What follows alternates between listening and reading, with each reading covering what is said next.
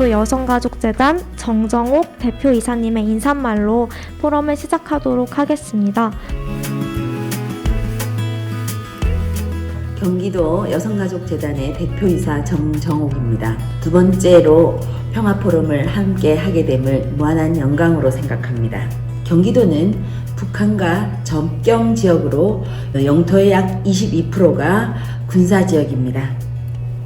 군사주의가 강한 이 지역에서 경기도의 여성의 삶이 어떠한가를 살펴보는 것은 매우 의미 있는 시도라고 생각합니다. 접경 지역에 있는 여성들과 이에 당사자들이 어떻게 풀어나가고 우리가 함께해 나갈 수 있는가를 밝히는 자리였으면 좋겠습니다. DNG라는 장수성이 던지는 질문에서 여성의 이야기가 빠져있다는 문제의식으로부터 출발했습니다. 지역에서의 지속 가능성을 전망하는 여성평화 의제는 무엇이어야 하는가, 경기도의 여성의 문제가 담길 수 있는 지역화를 위한 담론 형성에 관한 이러한 질문들이 길어 올려졌습니다. 여성이 한반도 평화 회개를 주체해야 하는 이유는 생물학적 여성이어서가 아니라 젠더 구조에 가려져 있는 여성이기 때문에 그 낯설미 새로운 발견을 해내는 장치가 될 수 있다는 의미에서 여성이어야 한다는 것입니다.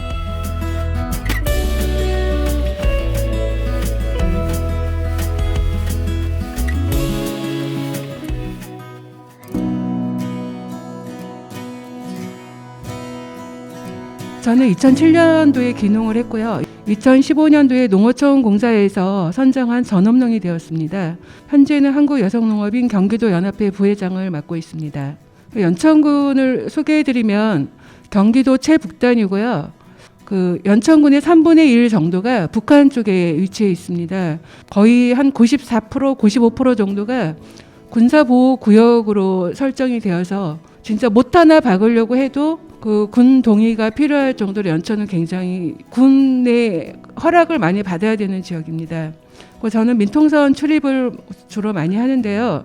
그리고 출입하면서 어려운 점은 차량이나 트랙터로 들어갈 때 미리 신분증을 항상 챙겨야 된다는 어떤 부담감을 갖고 있고, 신분증을 갖고 가지 못해서 입구까지 갔다가 되돌아 나오는 상황도 있었거든요. 또 이제 여자이기 때문에 화장실 이런 부분이 생리적인 부분을 해결하는 데 굉장히 어려움을 겪고 있습니다.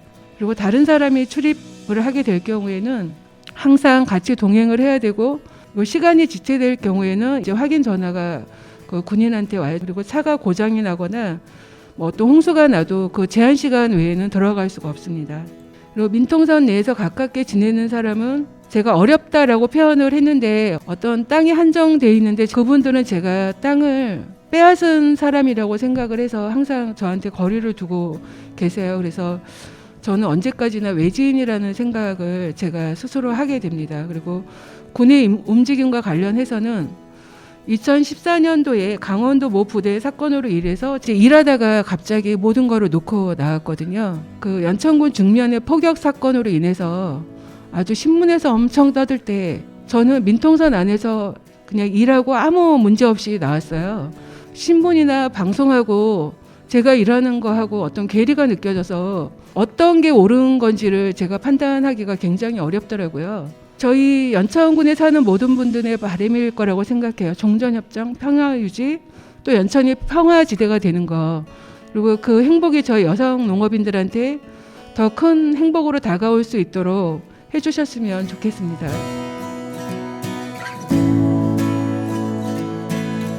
미약하나마 저의 이 작은 발언으로 인해 가지고 저뿐 아니라 많은 사람들에게 조그마한 혜택과 도움이라도 주어졌으면 하는 생각에서 이 자리에 참석하게 되었습니다. 저는 3대가 불발탄 피해자입니다.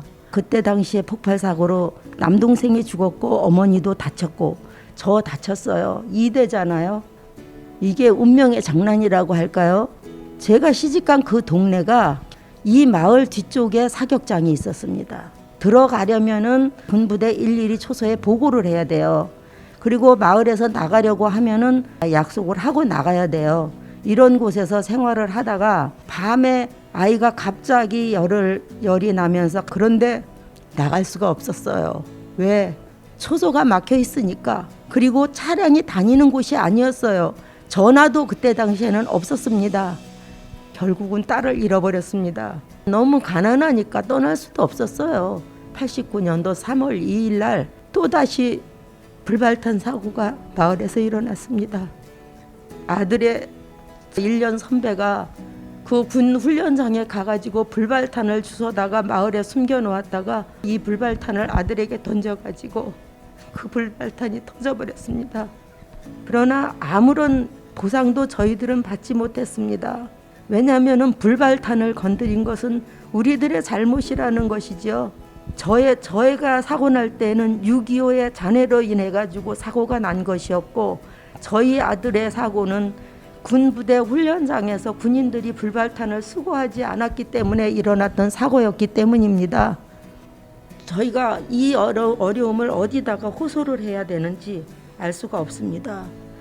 지금 저와 같은 이런 고통을 당하는 사람들이, 전국의 지뢰와 불발탄 피해자들이 지금 현재 국방부에서 조사한 것만 6,400명이라는 사람들이 있습니다. 연천군에만 지금 지뢰 피해자가 260명이고요. 불발탄 피해자가 304명이라는 숫자가 지금 조사가 되어져 있습니다. 이 불발탄 지뢰 피해자들의 이제 보상을 놓고 국회 결의안을 넣었는데 법안 통과가 도대체가 되어지지 않고 있습니다. 제발 국민들을 돌아보시고 저희들과 같이 이렇게 소외된 사람들에게 좀 관심 좀 가지고 이 법안 통과가 되어서 작은아마 보상을 받고 위로를 받았으면 합니다. 감사합니다.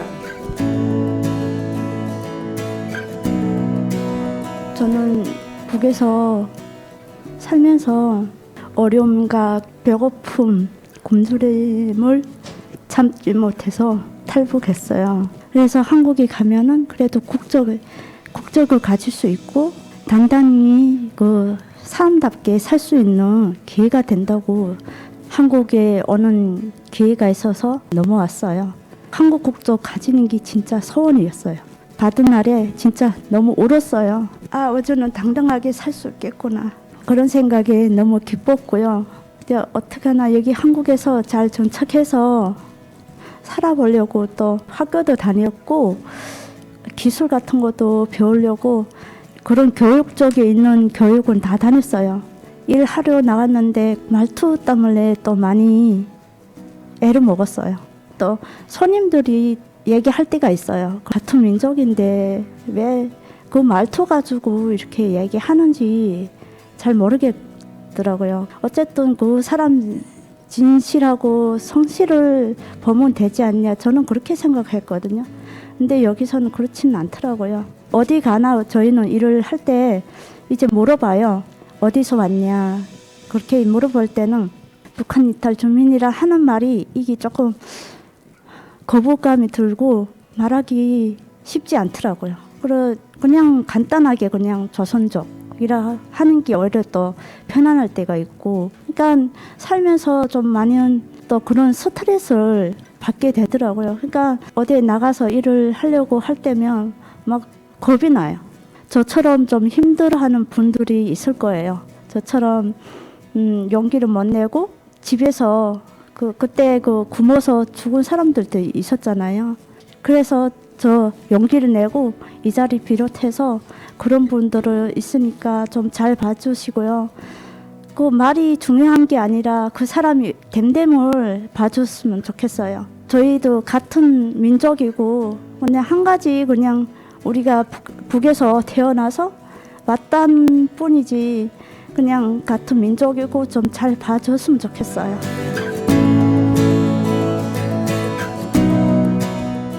지뢰나 불발탄 피해로 인하여 전혀 배상을 받지 못하고 그리고 치료비만 받았다는 것에 지금이라도 이번 기회를 통해서 전수조사를 통해 배상을 해야 된다고 생각을 합니다. 그리고 전체적으로 책임성에 대한 문제가 보여졌습니다.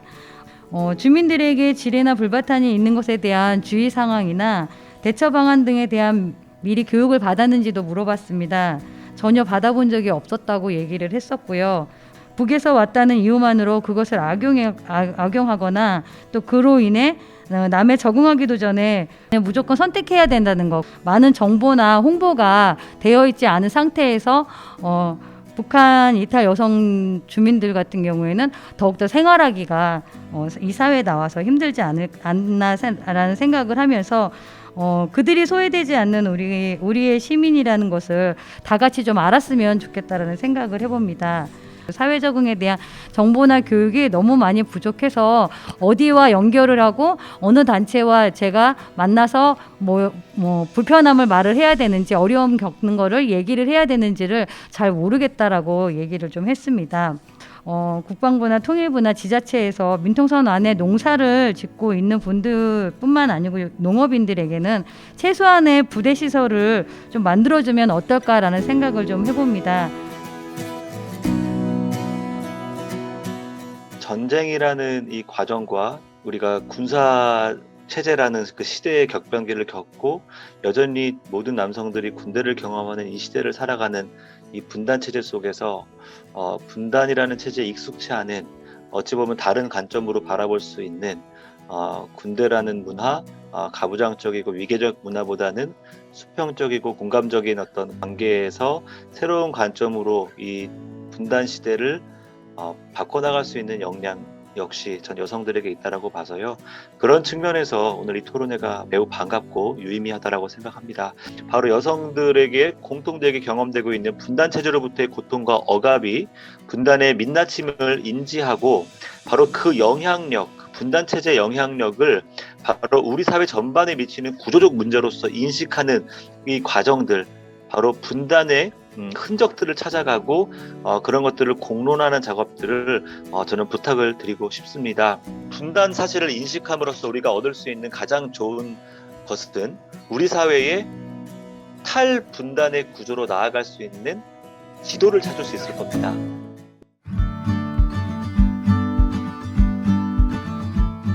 (2부에서는) 여성주의 관점으로 다시 보는 평화를 주제로 세 분의 발표와 토론이 이어지게 됩니다. 여성들이 개인들의 안전과 평화에 대한 그 요구를 하는데 그것이 개인적 차원의 문제가 아니다. 그것이 결국에는 전체 사회와 민족 공동체의 평화로 연결되는 문제를 담고 있다라는 것을 시사한다고 저는 보았습니다. 민분마을 여성들이 요구하는 일상의 안전에서부터 평화를 추구하는 양상이 바로 인간안보 실현과 맞닿아 있다라는 점이고요. 그러니까 가까이에서 이런 평화로운 것을 경험을 하면서 자신들의 일상에 미치는 그 지대한 그 남북관계의 평화로운 남북관계의 영향력을 경험을 한 거죠. 그런 경험이 오랜 기간 형성된 안보 이데올로기를 변화시키는 중요한 계기로 작용을 했다고 생각이 듭니다. 그래서 이것은 향후에 남북 간의 이 평화의 경험이 다른 어느 지역보다도 민북마을 주민들의 대북관계 또 평화 인식에 큰 영향을 미칠 수 있다고 보면서요. 이 점에 있어서는 우리 정치 지도자라든지 정책 당국자들이 이러한 평화의 경험을 어떻게 지속적으로 가능하게 할 것인가에 대한 고민이 필요하다고 생각합니다. 이 민북마을 여성 주민들, 출입 영농인들, 지뢰와 불발탄 피해자들, 피해 여성들 이런 사람들의 경험과 목소리가 우리 여성 평화 안보에 관한 유엔 안보리 결의안 1325를 경기도에서 지역화하는 그 이슈 안에 반드시 포함이 되어야 한다라는 점을 말씀을 드리면서 발제를 마치고자 합니다. 평화 안보 사업에서 지역 여성의 어떤 경험과 삶이 고려될 수 있는 정책들이 나와줘야 되고 여성의 목소리를 담기 위한 노력들이 오늘 이런 자리처럼 계속 돼야 된다고 생각을 합니다. 그래서 제도적 보장이 그 과정에서 마련될 수 있을 거라고 보여지고 도의의 역할도 굉장히 중요하다고 저는 생각이 듭니다. 그래서 일종의 책임의식을 갖고 이 문제에 대해서 접근해 주시길 제안을 드리고요. 그리고 인터뷰 과정에서 많은 분들이 그 얘기를 했습니다. 심리치유, 초기 심리치유 별로 받은 기억이 없다고 이야기합니다. 자립으로 가는 과정에서 이분들이 그 전에 겪었을 여러 가지 여타 이야기들을 들어줄 수 있고 그리고 이분들이 본인들이 지지 기반이 우리에게 있다는 이야기를 할 수 있는 사람들이 있어야 되고 그것들이 프로그램이라는 이름으로 조금 마련은 돼야 되고 현재 비전센터에서 하고 있는 것이 굉장히 적극적으로 확장돼야 될 필요가 있다고 보여집니다. 그래서 이거는 굉장히 시급하다고 보여지고요. 그러자면 지금 현재 겨우 몇 곳에 있는 조례 가지고는 택도 없다고 생각해요. 아주 구체적인 조례들이 나와줘야 되는데 그 조례를 만들어 놓았을 때 예산 없다는 얘기를 하거든요. 남북교류협력기금 사업 같은 거 하겠다고 갖고 있는 돈들이 있잖아요. 저는 그 조례 개정을 해서라도 어떻게 이것을 적극적으로 활용할 것인가를 같이 고민해야 된다고 생각을 합니다. 동시에 공무원들을 만났을 때 평화와 안보에 관한 하는 그 안에서 여기에 여성은 절대로 들어갈 수 없는 공간이라고 생각을 합니다. 그래서 여기에 대한 균열을 내기 위해서는 교육이 필요하다고 저는 보여지고요. 이것이 곧 성인지 역량 강화로 이어질 거라고 보여져서 여기에 관련된 제도적 마련도 반드시 필요하다고 생각이 듭니다.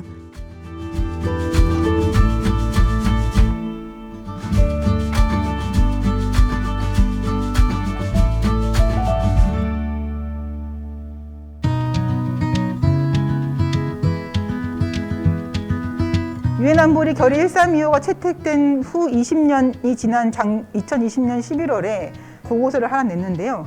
이 인터뷰를 통해서 내온 3가지 과제가 있는데 뭐냐면 여성 평화 안보 의제를 이행하는데 이게 제대로 되지 못하는 도전해야 될 과제로서 군사주의와 군사화, 2번째는 가부장적이면서 정치적인 기반들, 3번째는 이행의 책임성이 결여된 부분, 이 3가지를 반드시 극복해야 된다, 뛰어넘어야 된다, 이렇게 제시하고 있습니다. 우리 사회 내에 이 재원 배분, 어디에 우리 사회가 투자를 많이 하고 있는지를 바라보면 이해할 수 있을 거라는 생각이 듭니다. 국방비가 2021년 기준 52조에 이르는데 외교와 통일에 배분된 자원은 예산은 5.7조 원, 10% 정도밖에 안 되죠. 우리 사회가 어디에 중심을 두고 평화와 안보를 구축하려고 하고 있는가에 대한 부분들은 반 여기에서 볼 수 있지 않을까 생각이 듭니다. 총알이 너무 많아서 설탕 사기가 더 어렵다라고 하는 이 지역 여성들의 지역화를 어렵게 만드는 데에 한국이 기여하고 있는 게 아닌가 돌아봐야 되겠다는 생각이 들었습니다.